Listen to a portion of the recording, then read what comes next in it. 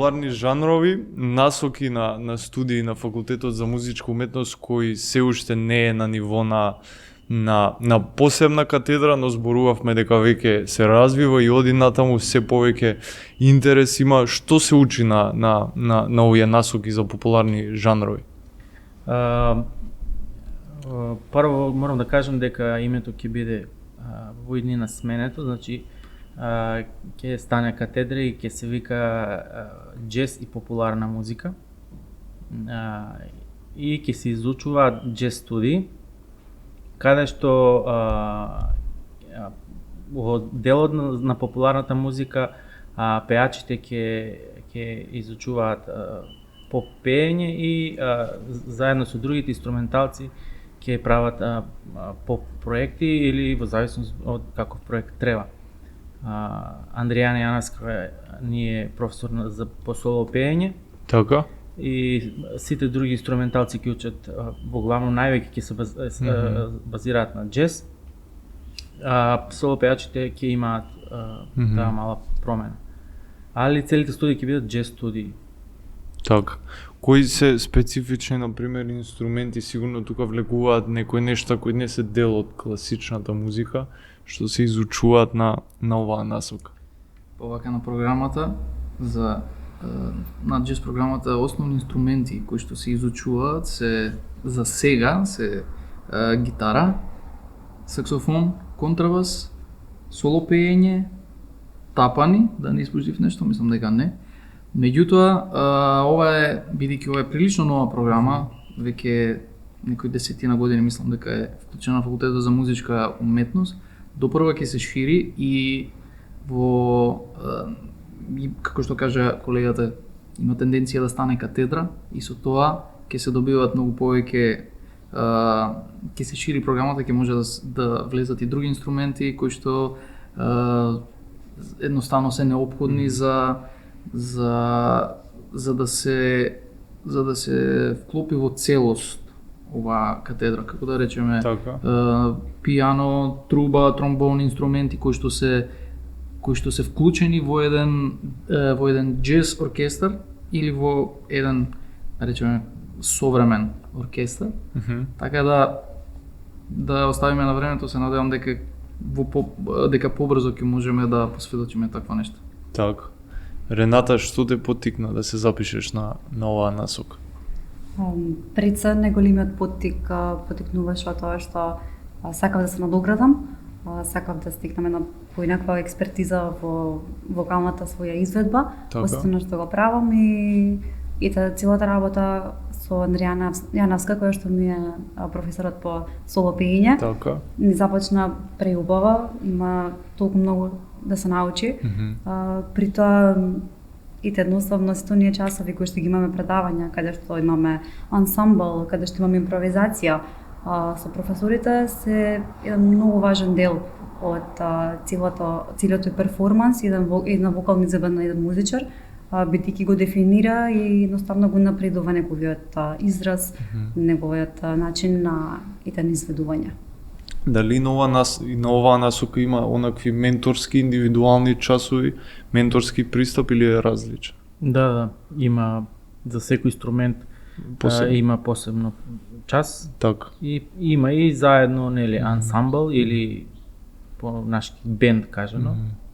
Креираме бендови во зависност од студентите, колку студенти имаме и се свират различни композиции и различни жанрови. Така. А која е потребата, например, така джезот да се издвојува од останатите насоки на ФМУ? Вака. Може да се каже дека джез музиката е некој представник на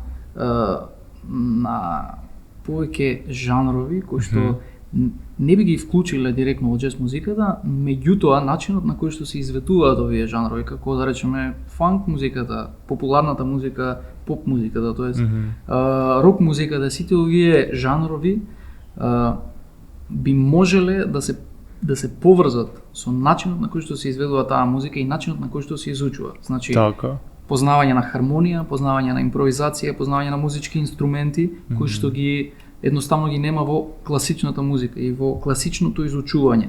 Значи,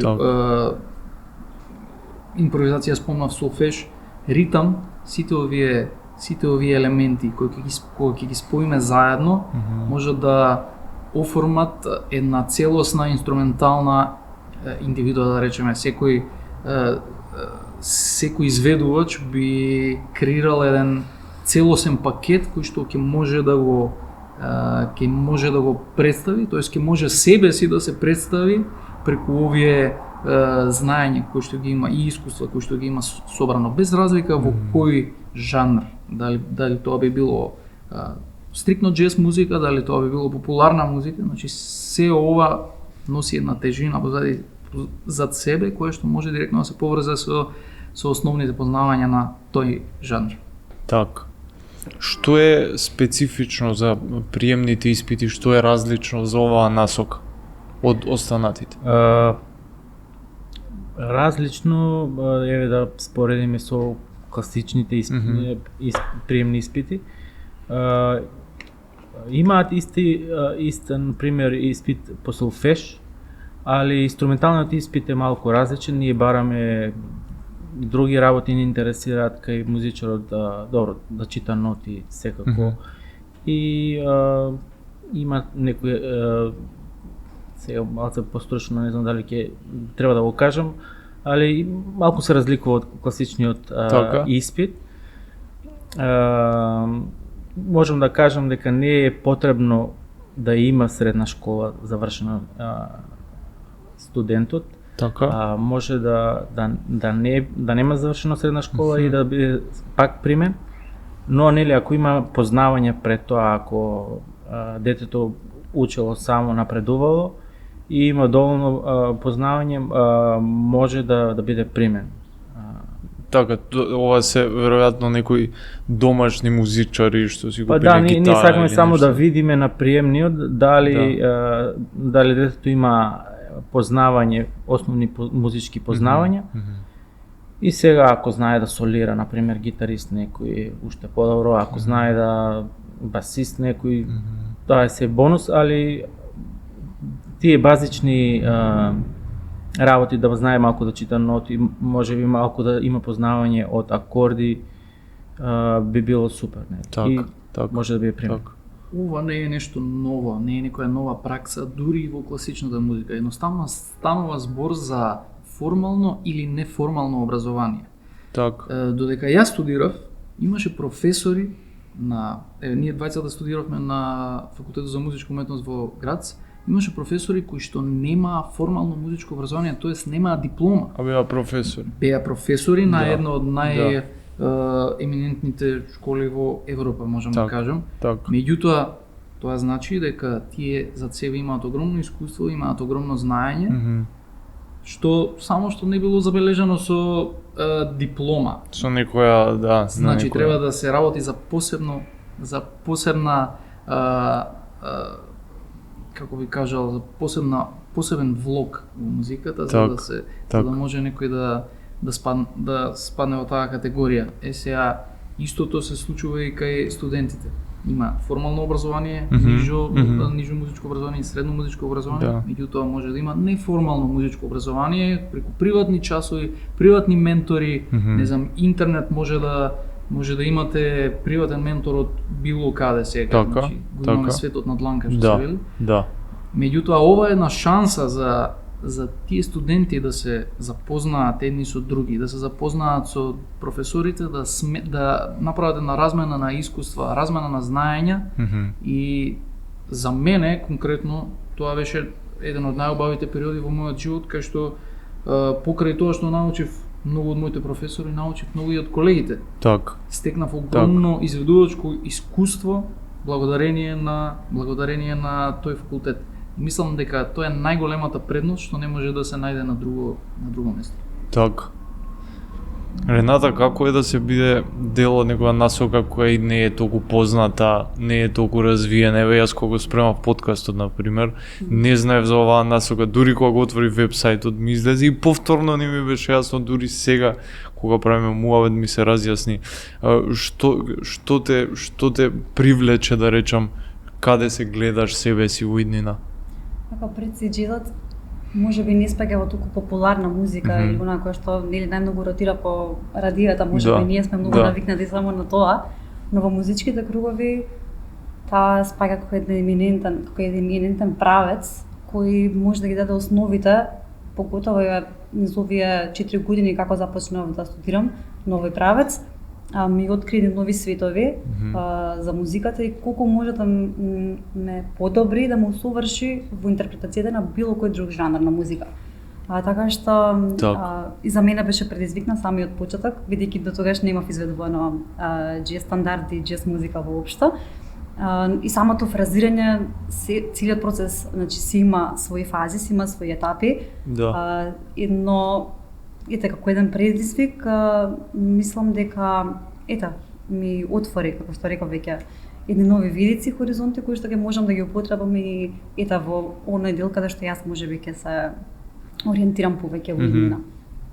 Се плашиш ли од аутотюн? Па ова е прашање за сите, од сите тие вештачки интелигенции, не знам какви алгоритми што се способни да компонираат. Нема потреба од плашење, затоа што кога се има талент или кога се вложува и кога се вежба, нема потреба ни од аутотюн. Апсолутно. Така и секогаш па и музиката која што ќе се изведе во живо, или ќе биде еден печат на тоа колку еден изведувач нели вложил во себе и како тоа звучи вистински, таму не може ништо да не излаже. Така.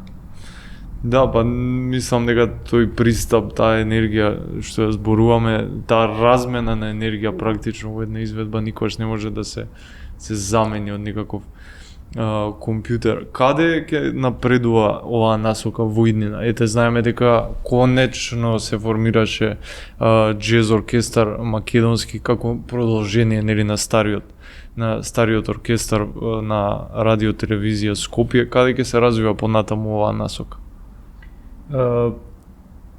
Па ќе се добие, нели, ќе станат джез студии. Така? Значи и ќе може студентите например да свират во овој оркестар, што е голема поддршка и е стварно потребен во државата.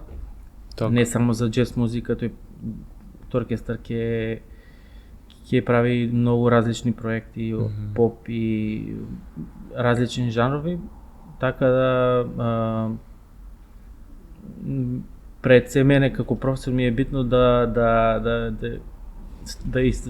извадиме добар кадар, добар квалитет на свирачи, на музичари. Така. Да бидат компетентни било каде да отидат во светот, да може да имаат едно ниво, да може да свират со другите.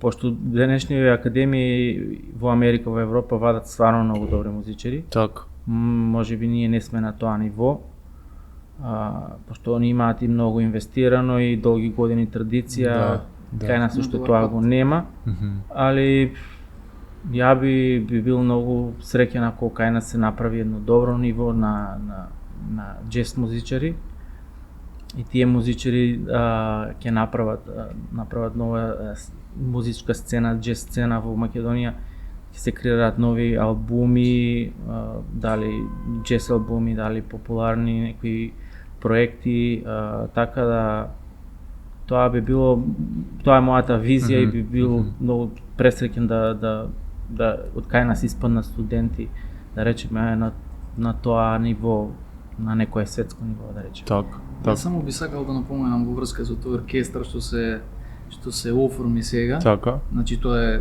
дефинитивно огромен чекор за културата во нашата земја. Значи едноставно тоа ќе биде предизвик и за повеќе студенти да се вложат во своите инструменти, да едноставно да видат каде можат да настапат во иднина, од кој оркестар би можеле да бидат дел. Би сакал да напоменам дека овој оркестар за джез музика, мислам дека така беше наречен, е продолжение на оркестарот на Сдруженијето на джез музичари, кој функционира само иницијативно веќе последните 6-7 години. Само иницијативно.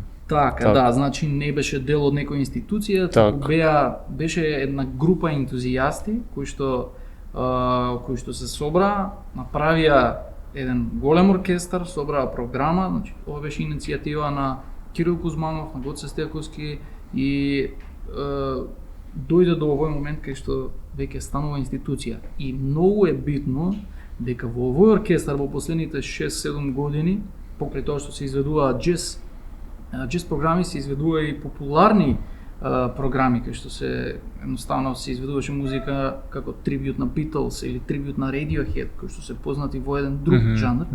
И во сите овие концерти, ајде, можеби не во сите, ама во 90% од овие настапи имаше вклучено студенти или бивши студенти од факултетот за музичка уметност. Покрај тоа што зборуваме за популарни жанрови, за джез и популарна музика, таму имаше и студенти кои што беа дел од класичниот оддел. Значи имаше трубачи, тромбонисти и тоа за нив беше прекрасно искуство. Мислам, тоа се нивни зборови, не се ми зборови, што имаат споделено со мене. Бидејќи се наоѓаат во една нова средина, учат преку искуство, учат еден нов жанр, еден нов начин на изразување. Тоа е основната разлика, пошто се разликува, тоа е најчестото прашање што не постулуваат, пошто се разликува од класичната музика. Начинот на изразување. Тоа е, би го напоменал, и со самиот овој чекор што се отвора во оркестар, веќе ќе има шанса за многу повеќе студенти да напредуваат, да бидат дел од тој оркестар, секако доколку некој се покаже и доколку го неговиот или нејзиниот напредок биде забележан, доколку е доволно голем, ќе биде забележан. Така. Сигурно дека ќе бидат вклучени во некој, дали во оркестар или во некој друг оркестар, меѓутоа ова е еден поттик за овие студенти од катедрата, од идната катедра за джез и популарна музика, за да бидат вклучени во некои такви проекти. Одлично. Што би сакале да им порачате на некои што размислуваат да се запишат на ФМУ, што може би туку што фаќаат некој таков современ инструмент, бас, саксофон? Па нека дојдат прво, нека разговараат, нека видат, може да дадат на часови. Може и ќе им се свиѓа, може нема да им се допадне, нека пробаат, ќе видат, ние мислам дека имаме што да понудиме. Така. И мислам дека е добро. Тоа е се. Благодарим. Ви благодарам на тројцата. Благодарим.